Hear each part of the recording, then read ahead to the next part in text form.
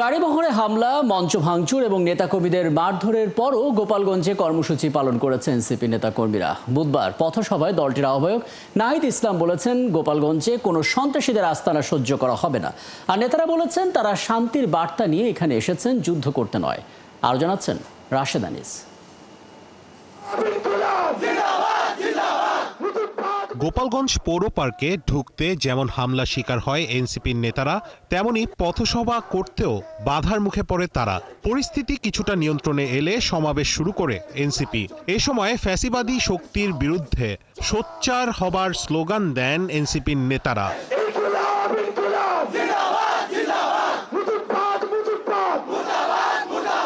সংক্ষিপ্ত সমাবেশে স্থানীয় নেতা ও জুলাই আহতরা বক্তব্য দেন।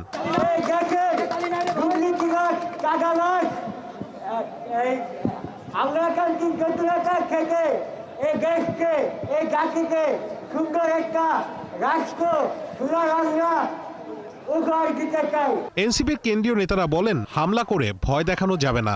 এই জেলা কি কোনো ব্যক্তির কাছে বর্গা দেয়া? এই জেলা কি কোনো পরিবারের কাছে বর্গা দেয়া? এই জেলা কি কোনো দলের কাছে বর্গা দেয়া? তাহলে গোপালগঞ্জ সবসময় মাথা উঁচু করে থাকবে। সমাবেশে বক্তব্য রাখেন এনসিপি আহ্বায়ক ও সদস্য সচিব। তারা মুজিববাদীদের মোকাবেলা করার হুঁশিয়ারি দেন। আজকের এই দিনে আবু সাইদ শহীদ হয়েছিলেন, আমাদের ওয়াসিম শহীদ হয়েছিলেন, আমাদের 6 জন শহীদ হয়েছিলেন। সেই শহীদের রক্তের শপথ মুজিববাদীদের আমরা বাংলাদেশে গোপালগঞ্জে আর কোনোদিন দাঁড়া হতে দেব না। দুপুরের পর সমাবেশ স্থল ত্যাগ করেন এনসিপির নেতারা। পৌর পার্ক এলাকাতেই ফের হামলা শিকার হন নেতারা। রাশেদ আনিস, ৭১, ঢাকা। সহকর্মী রাশেদ আনিসের প্রতিবেদনটা আমরা দেখলাম। এবার আমরা সরাসরি আলাপে যেতে চাই। আমাদের সঙ্গে আছেন জাতীয় নাগরিক পার্টি এনসিপির যুগ্ম সদস্য সচিব অ্যাডভোকেট হুমায়রা নূর এবং আমার সহকর্মী সাদুজ্জামান সাকিব। নিহত আছেনই। আপনাদের দুজনকে আমন্ত্রণ জানাচ্ছি, ধন্যবাদ জানাচ্ছি সময়টা দেওয়ার জন্য। এবং অ্যাডভোকেট হুমায়রা নূর, আপনার কাছে আসবো, তবে তার আগে আমার সহকর্মীর কাছ থেকে যা যা ঘটলো সেগুলো আর একবার একটু জেনে নিতে চাই। সাদুজ্জামান সাকিব, আপনি কি আমাকে শুনতে পাচ্ছেন? আচ্ছা, আমরা সাদুজ্জামান সাকিবের সঙ্গে সংযোগটা স্থাপন করি। এই ফাঁকে অ্যাডভোকেট হুমায়রা নূর, আপনার সঙ্গে আলাপটা শুরু করি। প্রথমত আপনার প্রতি সমবেদনা জানাচ্ছি, কারণ সহকর্মীদের উপর আঘাত আসলে অন্যান্য সহকর্মীদের ভেতরে কী ধরনের প্রতিক্রিয়া তৈরি হয় সেটা তো আমরা বুঝতে পারি। সেই জায়গা থেকে সমবেদনা জানাচ্ছি। পাশাপাশি কয়েকটা বিষয় একটু স্পষ্ট হওয়া জরুরি। মানে একটু আগে আমরা আপনাদের আহ্বায়ক, এনসিপির আহ্বায়ক নাহিদ ইসলামের কথা শুনছিলাম এবং তিনি বলছিলেন যে মুজিববাদী সন্ত্রাসীরা আসলে লুকিয়েছিল গোপালগঞ্জে এবং তারা আসলে টার্গেট করে এই হামলাটা করেছে এবং পরবর্তীতে কি হয়েছে দিনভর আমরা দেখতে পাচ্ছি। প্রশ্ন হচ্ছে, সন্ত্রাসীরা যে লুকিয়ে আছে এবং পুলিশ কার্যত নীরব ছিল আপনারা বলছেন, মানে এই তথ্যগুলো কি আগে আসেনি বা এই তথ্যগুলো কি আপনাদের কাছে পৌঁছায়নি? কি বলবেন? ধন্যবাদ আপনাকে। দেখেন, আমাদের যে জুলাই পদযাত্রার রোডম্যাপটা, এটা মিডিয়া সহ সাধারণ মানুষের মাঝখানে অনেকদিন আগে থেকেই আমরা এটা প্রকাশ করেছি। তো এই রোডম্যাপ অনুযায়ী আজকের দিনে এই 16 তারিখে যে আমরা গোপালগঞ্জ যাব, এটা পূর্ব নির্ধারিত একটা প্রোগ্রাম। তো এই প্রোগ্রামে আসার আগে আমরা কিন্তু জুলাই পদযাত্রা এই পর্যন্ত যতগুলো জেলায় গিয়েছি, প্রায় 30টি জেলা এবং অনেকগুলো উপজেলা কভার করেছে, যেখানে মানুষের উপচে পড়া ভিড়, মানুষের প্রাণ ঢালা ভালোবাসা এবং অন্তর খুলে কথা বলার মতো ঘটনা আমরা দেখেছি। এখন গোপালগঞ্জে যখন আমরা আজকের প্রোগ্রাম হবে, এইটা যখন গতকালকে এইটা নিয়ে আমরা দেখতে পাই যে যেই পালিয়ে যাওয়া শক্তি, তারা আমাদেরকে বিভিন্ন সামাজিক মাধ্যমে হুমকি ধুমকি দিতে থাকে এবং চেষ্টা করে যে আমরা তাকে প্রতিহত করার, যাতে আমরা গোপালগঞ্জে না ঢুকি। কিন্তু এই বাংলাদেশটা একটা সমগ্র 64 জেলা মিলে একটি বাংলাদেশ। শুধু গোপালগঞ্জ তো একটি আলাদা ভূখণ্ড নয়, বাংলাদেশ থেকে আলাদা নয়, অন্য রাষ্ট্রের অংশ নয়, যেখানে আমরা আমাদের যাতায়াতের কোনো একটা সাধারণ নাগরিক বলেন বা একটি রাজনৈতিক দল বলেন, কোনোভাবেই আমাদের সেখানে অংশগ্রহণে কোনো বাধা থাকার কথা। সুতরাং আমরা কোনোভাবেই এই বিষয়ে ভয় পাইনি। আমাদের কোনো ধরনের যেই ধরনের আমাদেরকে থ্রেট দেওয়া হয়েছে, কোনো বিষয়েই কিন্তু আমরা এটা বিশ্বাস করতে চাই নাই যে আমার নিজের বাংলাদেশের নিজের একটা ভূখণ্ডে কখনোই আমাদেরকে এই ধরনের পরিস্থিতির শিকার হইতে হবে, যে এই স্বাধীন বাংলাদেশে এসেও আমরা এই ধরনের সন্ত্রাসী বর্বরিত হামলার শিকার হব।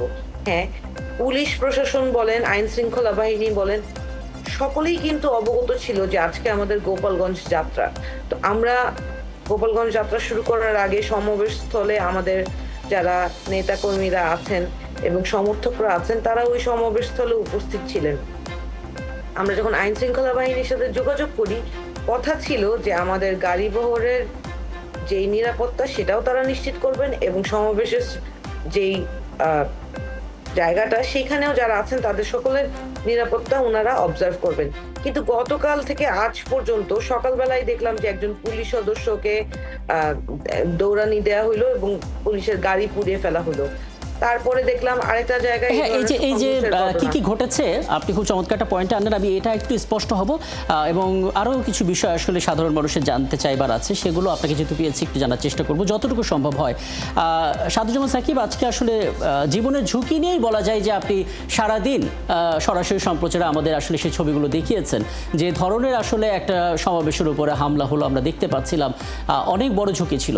আপনার কাছে শুরুতে একটু জানতে চাই, সারাদিন যা যা ঘটলো চম্বুক অংশটা একটু বলবেন, শুরুটা কিভাবে হয়েছিল, এবং অবশ্যই ওই পার্টটুকু একটু জানতে চাই। অনেকেই সেটা জানতে চান যে এনসিপির যারা শীর্ষ নেতৃত্বে আছেন, যাদের কথা যারা আমরা টেলিভিশনে দেখি, নাহিদ ইসলাম, সার্জিস আলম, যারা আসলে টার্গেট ছিল, তারা কিভাবে নিরাপদে ছিলেন এবং নিরাপদে তাদেরকে আসলে আনা হলো।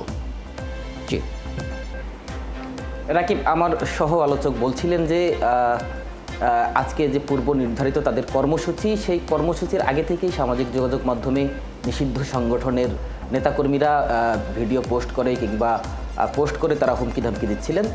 তারই বাস্তব চিত্র আমরা সকাল থেকেই দেখতে পেয়েছি।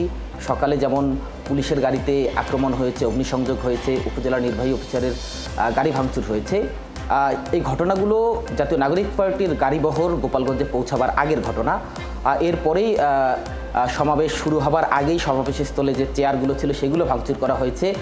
এসব বাধা সত্ত্বেও কিন্তু জাতীয় নাগরিক পার্টির নেতৃবৃন্দ বেলা 2টার কিছু আগে গোপালগঞ্জ সদরে এবং পৌর পার্কে যেখানে সমাবেশ অনুষ্ঠিত হয়েছে সেখানে এসে পৌঁছে কিন্তু তারা তাদের সমাবেশ তারা করেছে। অর্থাৎ জুলাই পদযাত্রা যে অংশ নেওয়ার প্রত্যেক জেলায় তারা যাচ্ছেন, সেই জুলাই পদযাত্রার অংশ তারা নিয়েছেন এবং সেখানে নাহিদ ইসলাম, আক্তার হোসেন সহ কেন্দ্রীয় নেতৃবৃন্দ বক্তব্য রেখেছেন। বক্তব্য রেখে তাদের গাড়িবহর যখন বের হয়ে ফরিদপুরের দিকে আসবেন, ঠিক সেই সময়টিতে পৌর পার্কের সামনে গোপালগঞ্জ সরকারি কলেজ রয়েছে, সেই সরকারি কলেজের সামনে পৌঁছাবার সাথে সাথেই কিন্তু বাধার সম্মুখীন হয় এবং আশেপাশের অলিগলি থেকে স্থানীয় আওয়ামী লীগ, নিষিদ্ধ ছাত্রলীগের নেতাকর্মীরা দেশীয় অস্ত্রশস্ত্র সহ ইট পাটকেল সহ তারা মুহুর্মুহুর আক্রমণ করতে থাকেন। প্রশাসনের ভূমিকা নিয়ে আমার সহ আলোচক বলছিলেন, সেই ধরনের ভূমিকা আমরা শুরুর দিকে দেখিনি। আসলে আমাদের গাড়ির সামনেই পুলিশের গাড়ি ছিল, আমাদের গাড়িতেও কিন্তু আক্রমণ হয়েছে। যদিও আক্রমণ হবার পর পুলিশকে আমরা প্রতিরোধ করতে দেখেছি, তারা আসলে নিবৃত্ত করবার চেষ্টা করেছেন। এরপরে যখন গাড়িবহরের উপর এরকম হামলা শুরু হয়, তখন বিকল্প আরেকটি পথ দিয়ে বের হবার চেষ্টা করছিলাম আমরা এবং জাতীয় নাগরিক পার্টির যে গাড়িবহর সেটি সহ। সেই পথটি দিয়ে পুলিশ সুপারের কার্যালয়ের সামনে দিয়ে যখন আমরা যাচ্ছিলাম, সেখানেও আবারও পাল্টা আক্রমণ শুরু হয়। সেখানে বাধার মুখে পড়ে গাড়িবহর, অল্পের জন্য আমরা বেঁচে যাই।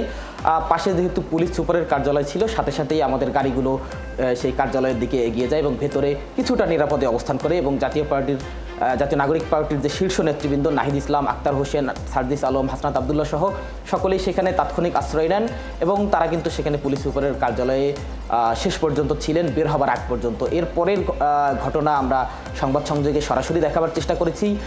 পুলিশ, সেনাবাহিনী, আর্ম পুলিশ সহ সকল বাহিনীর যৌথ প্রতিরোধের মুখে এক পর্যায়ে নিষিদ্ধ সংগঠনের নেতাকর্মী তারা পিছু হটে। যদিও বারবার আক্রমণ, পাল্টা আক্রমণের ঘটনা ঘটছিল, প্রশাসনের পক্ষ থেকে, পুলিশের পক্ষ থেকে যতটা নিবৃত্ত করবার চেষ্টা করা হয়েছে, তারা পাল্টা ইট পাটকেল মেরে দেশীয় অস্ত্রশস্ত্র সহ এগিয়ে আসবার চেষ্টা করছিল। তাদের মূল লক্ষ্যবস্তু ছিল পুলিশ সুপারের কার্যালয়, যেখানে জাতীয় নাগরিক পার্টির কেন্দ্রীয় নেতৃবৃন্দ অবস্থান করছিলেন। তারা সেই দিকটাতে বারবার আসবার চেষ্টা করেছিলেন এবং পুলিশ সুপারের কার্যালয়ের আশেপাশে যে অলিগলি রয়েছে সেই সবগুলো দিক দিয়েই কিন্তু এই হামলাকারীরা ঢুকবার চেষ্টা করেছেন। যদিও পুলিশের এপিসি এসে এবং পুলিশের কয়েকটি যান এসে তাদেরকে নিবৃত্ত করবার চেষ্টা করে এবং সন্ধ্যা বিকেল গড়িয়ে যখন সন্ধ্যা নামে সন্ধ্যার দিকে তারা কিছুটা পিছু হটেন। এই পিছু হটতে হটতে আমরা আসলে গোপালগঞ্জ জেলা কারাগারের দিকে পুলিশের সঙ্গে সেনাবাহিনীর সঙ্গে আমরাও এগোচ্ছিলাম। এক পর্যায়ে হামলাকারীরা তারা গোপালগঞ্জ কেন্দ্রীয় কারাগারে জেলা কারাগারে তারা আসামি ছিনিয়ে নেবার চেষ্টা করে। সেখানে কারাগারের যারা কর্মকর্তা নিরাপত্তারক্ষী তাদের উপর হামলা করে, সেখানকার সামনে থাকা কিছু গাড়ি সেগুলোতে তারা অগ্নিসংযোগ করে। সেই চিত্রগুলো আমরা সরাসরি সংবাদ সংযোগে দেখিয়েছি। এরপরে আসলে সেনাবাহিনীর বারবার তাদেরকে অনুরোধ করছিল তারা যেন নিরাপদে চলে যায়, নিরাপদে ঘরে ফিরে যায়, কিন্তু তারা অনুরোধ না মেনে আসলে পাল্টা সেনাবাহিনীকেও আইন শৃঙ্খলা বাহিনীকেও উস্কে দেওয়ার চেষ্টা করছিল। আমরাও সেখানে ছিলাম, আমাদেরকেও তারা আসলে লক্ষ্যবস্তু করে বারবার ঢিল ছোড়বার চেষ্টা করেছে। যদিও আমরা সেসব সরাসরি সংবাদ সংযোগে দেখাবার চেষ্টা করেছি। এক পর্যায়ে বিকেল গড়িয়ে যখন সন্ধ্যা হয় অর্থাৎ মাগরিবের নামাজের পরপরই কিছুটা শান্ত পরিস্থিতি হয় এবং এর পরের অংশটা আমরা মোটামুটিভাবে দেখেছি এবং সেগুলো নিয়ে আসলে আমরা প্রতিবেদনও তৈরি করেছি এবং পরবর্তীতে কারফিউ দেওয়া হয়েছে 8টা থেকে আগামীকাল ভোর পর্যন্ত থাকবে যতটুকু জানি। অনেক ধন্যবাদ সাদুজ্জামান সাকিব, অনেকগুলো তথ্য আসলে যা যা ঘটেছে অনেকে জানতে চাইছিলেন সেটা তো জেনে গেলাম। অ্যাডভোকেট হুমায়ুন নূর, আপনি শুনলেন এবং নিশ্চয়ই আপনার খারাপও লাগছে, আসলে এরকম পরিস্থিতি কখনোই কাম্য ছিল না। দেখুন, একটা বিষয় অনেকে বলছেন যে এনসিপির বয়স তো এখন 1 বছর হয়নি, একটা নতুন রাজনৈতিক দল, কিন্তু তারপরও তারা যেভাবে এই পদযাত্রাটা সুশৃঙ্খলভাবে করছিল, প্রত্যেকটা জেলায় গিয়ে সাধারণ মানুষের কথা বলা, তারপর পানিতে সাঁতার কাটা, সব কিছুই মানুষের পছন্দ হচ্ছিল। কিন্তু মুশকিল হচ্ছে গোপালগঞ্জে পথসভা হওয়ার আগের দিন রাতে লং মার্চ টু গোপালগঞ্জ এরকম একটা ক্যাম্পেইনের মতো হয়ে গেল। অনেকে সেটা দেখছেন, অনেকে বলছেন এই কথাটার কারণে আসলে বাড়তি চ্যালেঞ্জ ছুড়ে দেওয়া হলো, অযাচিতভাবে গোপালগঞ্জটাকে আসলে স্পটলাইটে আনা হলো, যেটা আপনাদের জন্য ঝুঁকি তৈরি হলো। কি বলবেন আসলে? আসলে সামাজিক যোগাযোগ মাধ্যমে আমরা আগে থ্রেডগুলো পেয়েছিলাম এবং সেগুলো স্পষ্ট ছিল যে ভিডিও বার্তাগুলো বা যে থ্রেডগুলো আমাদের প্রতি দেয়া হয়েছে যে গোপালগঞ্জ বাংলাদেশের যে কোনো জায়গায় ঢুকলেও গোপালগঞ্জে ঢোকার চেষ্টা যেন আমরা না করি, আমাদেরকে প্রতিহত করার চেষ্টা করেছে। কিন্তু আমরা তো আসলে জনমানুষের দল। গোপালগঞ্জ তো শুধু একটি সন্ত্রাসের অভয়ারণ্য না যেখানে কেউ প্রবেশ করতে পারবে না। আমরা যেহেতু মানুষের দল, আমরা মানুষের কাছে পৌঁছানো এবং তাদের কথা শুনতে যাওয়া আমাদের দায়িত্বের মধ্যে পড়ে, আমরা সেটাই করার চেষ্টা করেছি। আর মার্চ টু গোপালগঞ্জ এটা কেন লেখা, এটা তো মানুষকে উস্কে দেওয়ার মতো কিছু না। এখানে তো কাউকে বলা হয় নাই যে এখানে কাউকে প্রতিহত করা হবে, কারোর সাথে বিশৃঙ্খল আচরণ করা হবে, কাউকে কোনো ধরনের অত্যাচার করা হবে। আমাদের একটা সিঙ্গেল প্রোগ্রামে কোনো দিন কখনো কোনো ধরনের বিশৃঙ্খলার সৃষ্টি হয় নাই, কেউ কোনোভাবে অপদস্থ হয় নাই। আজকে গোপালগঞ্জে আপনি বলেন আজকে এনসিপির সাথে এই ঘটনা ঘটেছে শুধু কিন্তু এইটা না, এর আগেও যুবদলের এক ভাইকে একটা মিছিলে, গোপালগঞ্জে যুবদল একটা মিছিল করাতে একজন যুবদলের ভাইকে খুন হতে হয়েছে। কেন এই গোপালগঞ্জ ঘিরে এই সন্ত্রাসের অভয়ারণ্য তৈরি হয়েছে? কেন আইন শৃঙ্খলা বাহিনী এখন পর্যন্ত সেই বিষয়ে কোনো পদক্ষেপ নিতে পারে নাই? রাষ্ট্র কি করছে? এটা আমাদের স্পষ্ট প্রশ্ন। এই ধরনের ঘটনার পিছনে আইন শৃঙ্খলা বাহিনীর ভেতর ঢালাওভাবে একটি নির্দিষ্ট এলাকার যে নিয়োগকৃত মানুষ তারা আছেন এবং তারাই কিন্তু এই 24 জুলাই অভ্যুত্থানে এই মানুষের গুলি করা মানুষকে গুলি করে নৃশংসভাবে মেরে ফেলা, যেটা আসলে আইনের আওতায়ও পড়ে না। কারণ কেউ যদি প্রসেশনে যায়, সেই প্রসেশন যদি বিশৃঙ্খলা সৃষ্টি করে, সেইটার এগেনস্টে আপনি যদি সামাজিক বিশৃঙ্খলা এবং দাঙ্গা সৃষ্টি করে, সেটার এগেনস্টে আইন বলে যে আপনি রিজনেবল ফোর্স অ্যাপ্লাই করতে পারবেন, কিন্তু সেটা কোনোভাবেই আপনাকে গুলি করার অ্যালাউন্স দেয় না। আমি আসলে মানে যেই পরিস্থিতি, এই পরিস্থিতি বাংলাদেশের আইন শৃঙ্খলা বাহিনীর যে এই অবস্থা, এই যে ভাই বললেন যে আমরা সমাবেশস্থলে উপস্থিত হওয়ার আগেও কিন্তু সমাবেশস্থলে ভাঙচুর হয়েছে, নানান ধরনের সহিংস ঘটনা হচ্ছে এবং শেষ পর্যন্ত আমি দেখলাম একটা গোষ্ঠী বলছে এপিসিতে খুব আরাম। আহা ভাই, আমার যে এই 4 জন ভাই এপিসিতে উঠেছে ওরা মনে হয় মরে গেলেই কেউ কেউ খুশি হতো। আচ্ছা, একটা বিষয় মানে সত্যিই ভাববার, কারণ দেখা যাচ্ছে যে জুলাই থেকে যে আন্দোলনটা শুরু হয়েছিল, আমরা গত বছরের 16 জুলাইয়ের কথা মনে করতে পারি। সবচেয়ে বেশি আসলে হৃদয় বিদারক দিনটা ছিল এই 16 জুলাই, কারণ অনেকগুলো তাজা প্রাণ আসলে সেদিন ঝরে গিয়েছিল। আজকেও সেই 16 জুলাই এবং আজকেও সেরকম একটা ঘটনা ঘটতে যাচ্ছিল। কিন্তু এমন একটা প্রেক্ষাপট যখন আমরা দেখতে পাচ্ছি রাজনৈতিক দলগুলো নির্বাচন কেন্দ্রিক ইস্যুতে কিছু কিছু মতভেদ নিয়ে আছে, পাল্টাপাল্টি স্লোগান দিচ্ছে। এই মুহূর্তে বড় একটা শক্তির বিপরীতে যদি থাকতে হয়, সবাইকে তো এক হয়ে থাকতে হবে। ভিন্ন রাজনৈতিক দলগুলো যারা মাঠে আছেন, কি বার্তা দেবেন? দেখেন, আজকের যে ঘটনা, এই ঘটনা কিন্তু আমি আমার খোলা চোখে, একটা সাধারণ মানুষের চোখে আমি দেখতে পাই যে বাংলাদেশের প্রত্যেকটা রাজনৈতিক দল কিন্তু এই ঘটনার প্রতিবাদ করেছে, এই ঘটনার প্রতি তাদের ঘৃণা প্রকাশ করেছে। সুতরাং আমি বারবার বলি, আবারও বলি যে বাংলাদেশের রাষ্ট্রের প্রশ্নে সমস্ত রাজনৈতিক দলের মতভেদ থাকবে, ক্ষমতা কেন্দ্রিক রাজনীতি থাকবে, কিন্তু যখন রাষ্ট্রের সন্তানদের উপর হামলা হবে, রাষ্ট্রের সার্বভৌমত্ব নিয়ে কোনো বাধার সৃষ্টি হবে, কোনো বিপদের সম্মুখীন হতে হবে, তখন সবাই এক জায়গায় এসে দাঁড়িয়ে যাবে। আজকের সকল রাজনৈতিক দলের যে প্রতিবাদটা, সেইটাই প্রমাণ করে। আমি সমস্ত রাজনৈতিক দলের, আমাদের যারা নীতি নির্ধারকরা আছেন, ভাই বোনেরা আছেন, তাদের প্রতি অনুরোধ করব যে আমরা আপনাদেরই সন্তান। আমাদের যে ভাইয়েরা 24-এর গণ অভ্যুত্থানের নেতৃত্ব দিয়েছে, আপনাদের সকলকে সাথে নিয়ে এই বাংলাদেশকে স্বাধীন করেছে, সেই বাংলাদেশের মধ্যে একটি নির্দিষ্ট জেলায় একটা সন্ত্রাসের অভয়ারণ্য তৈরি হবে, যেখানে আপনার দলের কেউ যে প্রাণ নিয়ে ফেরত আসতে পারবে না, আমার দলের কেউ গিয়ে প্রাণ নিয়ে ফেরত আসতে পারবে না। এই পরিস্থিতি কেন হবে? এখন তো উচিত ছিল এই 11 মাসে 12 মাস পরে আজকে এসে, যেই দিন আবু সাইদ হত্যার 1 বছর পূর্তির দিনে, আজকে তো আমাদের পুলিশ সংস্কারের যেই সংস্কার, সেটা হাতে পাওয়ার কথা ছিল। আজকে আমাদের সমস্ত রাষ্ট্র কাঠামোগুলো সংস্কার হয়ে আমরা একটা নতুন বাংলাদেশ গঠন করার কথা ছিল, যেটা আমরা এতদিনে পারিনি। আমি বিশ্বাস করি আপনাদের সহযোগিতা পেলে আমরা সেই জিনিসটা অবশ্যই করে ফেলতে পারবো। সবশেষ একটা বিষয় একটু মানে আসলে জানবো আপনার কাছে, মানে আমরা আজকে যেটা আসলে পয়েন্টে রেখেছিলাম, টপিকে রেখেছিলাম যে টার্গেট হচ্ছে এনসিপি। আজকের যে অভিজ্ঞতাটা আপনাদের হলো, তাতে করে আসলে সামনের দিনগুলো রাজনীতি কতটা সহজ হবে বলে মনে করছেন? মানে আপনারা খোদ বলছেন যে পুলিশ সেখানে কার্যত নীরব ছিল, আমরা বলতে শুনেছি একটা ক্ষোভ ছিল এবং সেনাবাহিনী এসে অ্যাকশন নেওয়ার পর কিছুটা পরিস্থিতি সামালে এলো, তাও একটা লম্বা সময় পরে। কি দেখছেন আসলে সামনে, ছোট করে?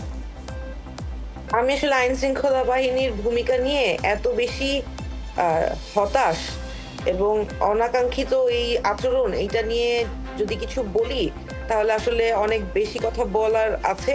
যে তাদের সামনে এই ধরনের সন্ত্রাসীরা হামলা করেছে, তারা প্রথমে কোনো ভূমিকা নেয় নাই, তারা দাঁড়িয়ে দেখেছে। এইটা কি পুলিশের ভূমিকা হইতে পারে?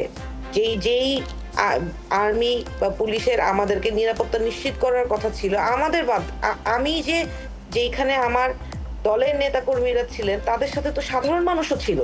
তাহলে সাধারণ মানুষের নিরাপত্তা নিশ্চিত করার দায়িত্ব কি তাদের না? এনসিপির রাজনীতি কঠিন হতে পারে, এনসিপি সেই কঠিন রাজনীতির পথে জেনেই পা বাড়িয়েছে এবং সেই পথে আমরা, আমাদের ভাই বোনেরা প্রত্যেকে এই কাটা বেছানো পথে পা বাড়ানোর জন্য আমরা প্রস্তুত আছি। কিন্তু আমরা চাই না যে আমাদের সমর্থন করে, আমাদের সাধারণ মানুষ যে ভাই বোনেরা আমাদের সমর্থন করে, তারা কোনো বিপদের সম্মুখীন হোক। বাংলাদেশের আইন ব্যবস্থা, বাংলাদেশের বিচার ব্যবস্থা, বাংলাদেশের নিরাপত্তা ব্যবস্থা, আইন শৃঙ্খলা পরিস্থিতি এমন পর্যায়ে যাতে না চলে যায় যেখানে আমরা এই প্রত্যাশার জায়গাটা নিয়ে আলাপটা শেষ করলাম। অনেক ধন্যবাদ, শুভকামনা দুজনকেই। আমাদের সঙ্গে ছিলেন এতক্ষণ জাতীয় নাগরিক পার্টির যুগ্ম সদস্য সচিব অ্যাডভোকেট হুমায়রা নূর এবং সহকবি সাদুজ্জামান সাকিব আমাদের সঙ্গে ছিলেন। এবং দর্শক, এই ছিল আজকে সংবাদযোগী, এবং আগামীকাল ঠিক একই সময়ে রাত 10টায় দেখা হবে নতুন কোনো বিষয় এবং তার বিশ্লেষণ নিয়ে। থাকুন একাত্তরের সাথে।